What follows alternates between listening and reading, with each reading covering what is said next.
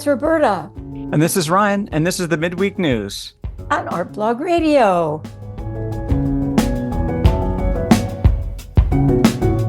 One of the things I like about the location where we live is that there happen to be, a lot of things you can walk to and walk home from. So I dropped the car off at a place on Rock Hill Road, if you happen to know where that is, intersection almost of Belmont Avenue.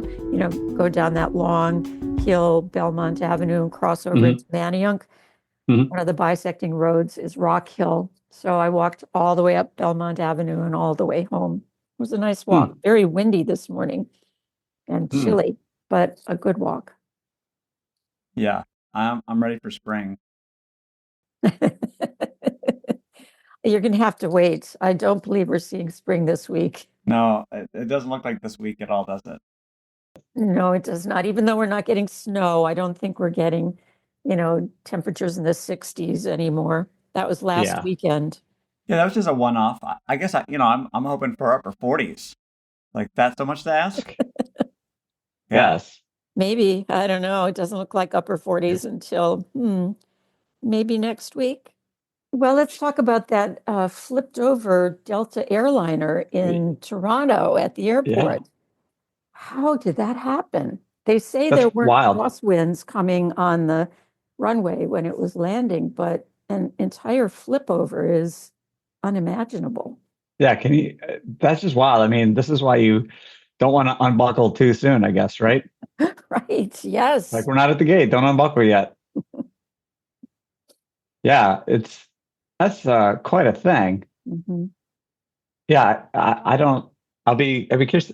There does seem to be a whole slew of plane crashes in the last, since, I hate to say it, but since Trump. Yes. Since the FAA has taken a nosedive with personnel and yeah, it's because of wild. all those disabled people that they let in through DEI. I guess. Yeah, that's it's been a bit of an interesting conversation.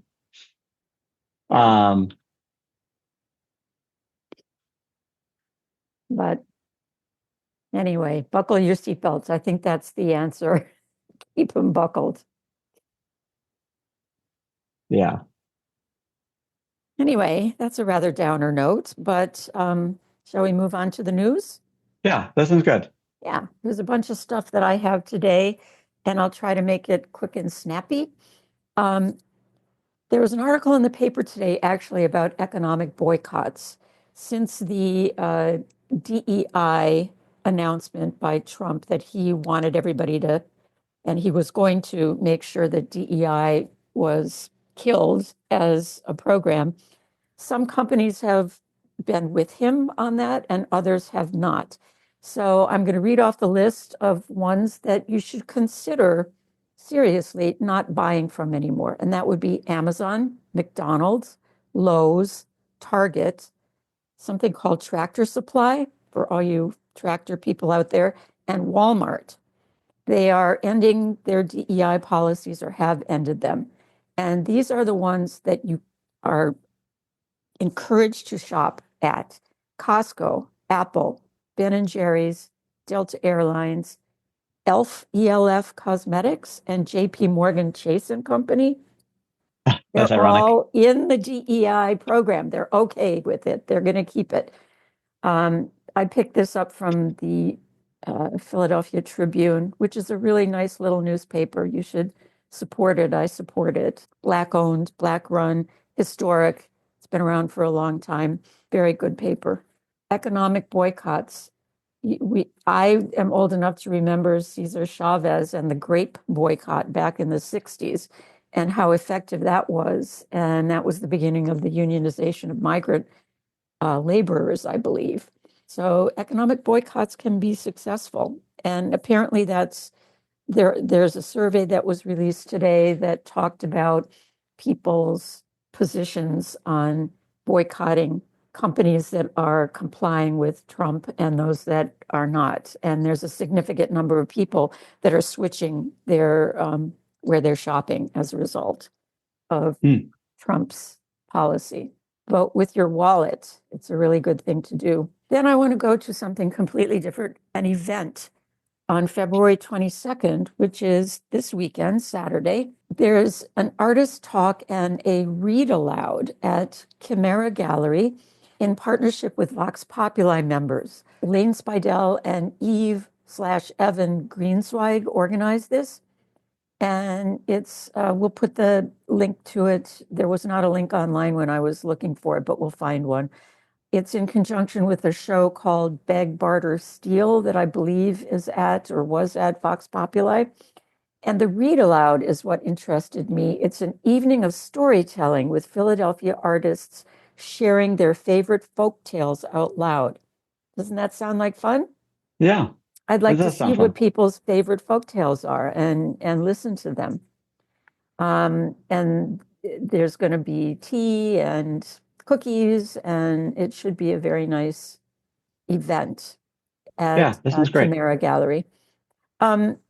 Just a short blurb here. Guadalupe Maravilla, who is an artist in residence at Rare. We told you about Guadalupe in a previous Midweek news post. There is now a film focused on him from Art 21. So that releases on February 26th, which is next week. And we'll put a link in to Art 21 for that. I believe there's a trailer on YouTube right now that you can watch. We'll put that link into. There's a couple of opportunities that seemed good. Something called the second annual Strokes of Kindness Art Contest and Fundraiser. It's open to all in any medium to use the theme of feeling of home and raise awareness and funds to continue supporting transplant patients and families who rely on their facility. This is the Strokes of Kindness facility, I believe. We'll put in a link to that. The submission closes February 28th, so that's pretty quick. And there's more information about this at the link, so we'll tell you more. I believe there's a $200 prize if you are the winner. The other opportunity is the McGuire Art Museum on the St. Joseph's University campus is seeking artists who work in the environmental area. They are going to have a show of environmental stewardship, and the application to be in that show ends March 7th. It's coming up pretty soon, and the exhibit is going to be in June through August. And that's it for me. Okay, over to you, Brian. So kind of in between section as far as the big events go, the standard first Fridays and second Thursdays. But there's still quite a bit coming up, especially towards the end of the month, which is in a week and change. There is an opening at Crane Arts of a new show called Satin. That's at TSA, that's Tiger Strike Asteroid. And that is it's a solo photography exhibit by Melissa Alicia Simpson. It revisits a bygone cultural era, the indie sleaze kind of fashion-y movement of the previous decade. So a lot of like Gen Z kind of vibe, kind of hipster-esque kind of thing. So that looks really good. They're going to have their official opening the second Thursday of March, which is the 13th, but the show opens officially on the 22nd. Coming up on the 28th, there are a couple shows that I wanted to shout out. One is Crescendo, How Art Makes Movement. That's at Asian Arts Initiative. That is going to be followed by a concert by Salim Washington. So that's February 28th from 5 to 7 is the exhibit. And then from 7 to 8 is the music. It really looks like a really interesting show. Really worth watching. Take a look at that. I'll have links as well. Friends of Art Blog, our previous executive director was Julia Marsh. And she started a new print quarterly called Great. And they are having a brand new opening celebrating their release on February 28th from 6 to 8 p.m. at Da Vinci Art Alliance. And there are tickets for that as well. And I'll have a link to those as well. Then my theater pick of the week is The Half God of Rainfall. That is going to be directed by Lindsay Smiling at Wilma. So that's a Hot House member, recently in Fat Ham and quite a few other shows. That show is on now, and that's running through March 2nd. So take a look at that. That is a Nigerian-born British poet and playwright, Inua Ilams. I'm not sure I'm saying that correctly. And that blends Yoruba and Greek mythologies into an incredible story, they say, of a demigod turned into an NBA superstar, which I think is hilarious. It's a fun mashup. So that looks to be a really interesting show. That's at Wilma. That's on now through the 2nd of March. And also, next Tuesday is my son's birthday, so shout out to my son who's turning 11. So happy birthday, Reese. Happy birthday, Reese. So those are my 4 picks. Plus, Julia's doesn't count because that's an old friend of our blog. So 4 for me this week. But yeah, so a lot going on 28th. Theater's going on now. And then coming up in that March will be the opening for Satin at TSA. Great. Those are my picks of the week. And I'm also picking spring. Yeah, I'm also selecting warmer weather. Yes. This is cold out right now. Yeah, it is.